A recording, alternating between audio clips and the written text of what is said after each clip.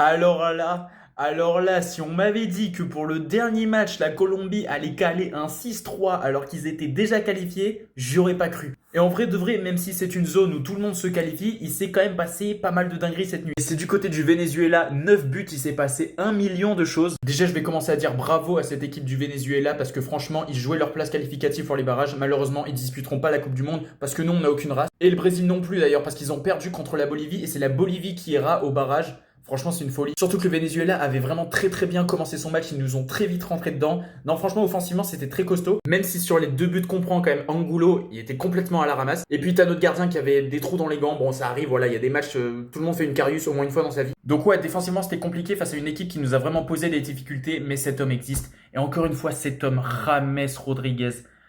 En fait, vraiment, regardez ces matchs, je vous en supplie, avec la Colombie parce qu'il est extraordinaire. Dites-vous que sur les 6 buts, il est décisif sur la moitié d'entre eux. Déjà sur l'égalisation, il te lâche un corner sur la tête de Yeremina parce qu'on est en 2018 pour faire ça. Ensuite sur le deuxième but, il a réussi, le ballon il est juste là, il a trouvé Munoz de l'autre côté sur une passe magnifique. Et derrière l'action est parfaite, Munoz qui va trouver Rios, centre en première intention. Derrière, il y a une erreur défensive du côté du Venezuela, ça nous mène au deuxième but. Passe décisive sur le troisième, il y a des actions, c'est le gardien qui l'arrête, il aurait pu marquer encore une fois dans ce jour-là est tout simplement extraordinaire, je le redis et je le dirai jamais assez. Et sinon, Luis Suarez, pas l'Uruguayen mais le Colombien que personne ne connaît, qui a remplacé Gyökeres au Sporting, qui vient te planter 4 buts, c'est 4 premiers avec la Colombie, en 6 sélections seulement. Des fois, il y a des choses, tu sais pas comment les analyser, il suffit juste de décrire et c'est déjà largement suffisant. Là, c'est le cas. Victoire 6 buts à 3. Et on termine ces phases de qualification à la 3e place parce que l'Uruguay et le Brésil ont fait de la merde.